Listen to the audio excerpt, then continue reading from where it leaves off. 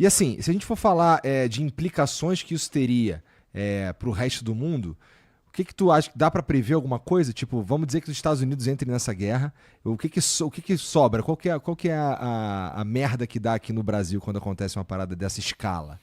Dá para prever ou é difícil pra cacete? Eu acho difícil. Eu acho que assim, no primeiro momento, o Brasil, ele tá bem posicionado porque tendo um endurecimento, né, tendo uma tensão maior entre os Estados Unidos, União Europeia e China, Rússia, né, principalmente China e Rússia, o Brasil ele não tem inimizade, né, suficiente nem com Rússia, nem com China, nem com os Estados Unidos, nem com os países europeus, a ponto de ter as suas relações comerciais prejudicadas.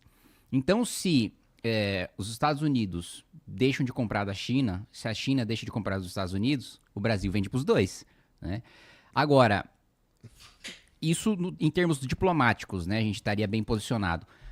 Agora o nosso setor produtivo está destruído, né? E quem mais tem se beneficiado dessas tensões são os países do Sudeste Asiático, né? Eu tive no ano retrasado em Singapura, no Congresso da ASEAN, que é ali a região onde tem os países do Sudeste Asiático, e Singapura, Indonésia, Vietnã, vários países da região têm crescido muito, né? Produzido para exportação, pensando nessas tensões, se aproveitando dessas tensões, mesmo antes da guerra das tarifas, você já tem uma dificuldade, você já tem barreiras comerciais entre os dois países, e mesmo com a guerra na Ucrânia também, a limitação que você tem do comércio da União Europeia com a Rússia e os países do Sudeste Asiático estão aproveitando muito porque os caras se estruturaram para ter um setor produtivo voltado para exportação, que agora está colhendo seus frutos, né? E o Brasil, enquanto isso, assim, o Brasil ficou para trás, Igor, nos últimos 40 anos,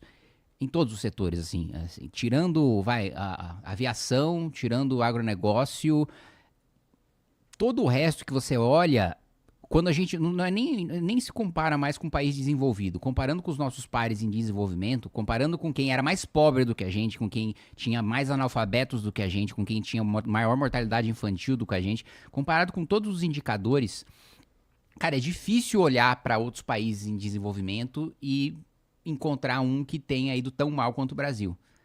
Você olha... Nos últimos 40 anos. Nossa. Você olha para a China. A China era um país... A China não é um bom exemplo. Não, a China era um país muito mais pobre do que o Brasil. Mas a China, cara, é uma ditadura que assim, simplesmente os planos eles conseguem ser feitos com muito mais planejamento mesmo. Assim, os caras sabem que daqui a 10 anos quem vai estar no poder é eles, pô. Não, tudo bem. Agora, independentemente disso, economicamente, a China, em sendo uma ditadura, né, conseguiu se desenvolver economicamente, porque eu vejo muitos esquerdistas utilizando a China como exemplo, ignorando aspectos do regime chinês e da economia chinesa que, de certo modo, favoreceriam mais liberais do que socialistas. Por exemplo, leis trabalhistas. Não tem nada perto de CLT na China, né? É um sistema de livre negociação quase que absoluto, né? Tanto que há 20, 30 anos atrás, né, a gente fazia piada de que na China só tem trabalho escravo, todo mundo vive na miséria. E hoje a renda per capita de lá, a média, é maior do que a nossa. E é um país de bilhão de gente, né? Nós somos um país gigantesco, mas ainda muito menor do que a China. Mas a gente olha pro Coreia do Sul, para mim um dos maiores exemplos. A Coreia do Sul era mais pobre. A Coreia do Sul tinha uma educação pior do que a nossa. Há 40 anos, assim, do ponto de vista histórico, não é nada há 40 anos. E hoje os caras são uma referência, tem um soft power grotesco, né? Tá exportando cultura pro mundo, tem uma economia pujante, tem um setor de tecnologia, né, imenso, é referência, né, você vai nos rankings do PISA ali, ciência, matemática, leitura, Coreia do Sul disparando. Singapura é uma pedra, não tem nada em Singapura.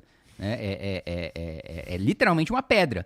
Né? E aí, tanto que quando a gente vai lá e pergunta, né, tal, e a energia de vocês, né, e petróleo, energia elétrica, não, a gente não produz nada, é tudo importado.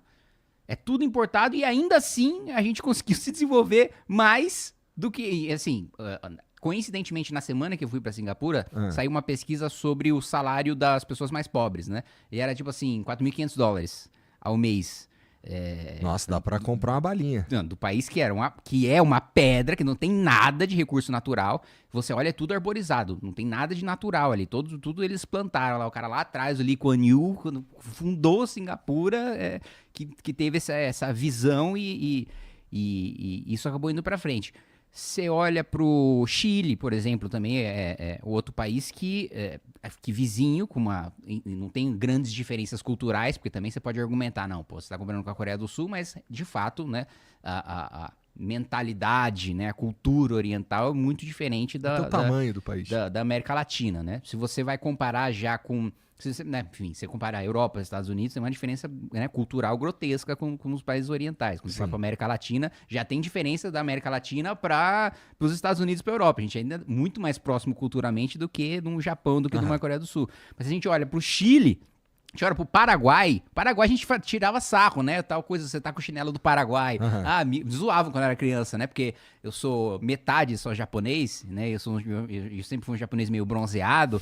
E aí você falava, não, você é um japonês do Paraguai, né? Hoje não, hoje tipo assim, é mais fácil a gente comprar um negócio de qualidade do Paraguai e a galera fala, pô, o Paraguai fala, puta, isso aí é o chinelo do Brasil, isso aí é o produto do Brasil, né? Do Uruguai é a mesma coisa.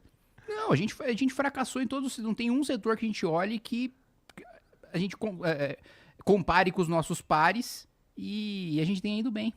Então a gente tem aí uma falência do sistema político, no fim das contas, né? Porque são vocês que estão gerindo a gente, porra, a culpa é tua. Eu acho que eu tomei no cu. Não é minha porque eu não tô governando o Brasil há 40 anos, mas... Mas nos últimos que Nos últimos 10? Não, eu não tô governando há nenhum ano, né? Porque eu nunca fui presidente da República. Eu tô sendo um dos que legisla, né? Tá. De dentro de 513.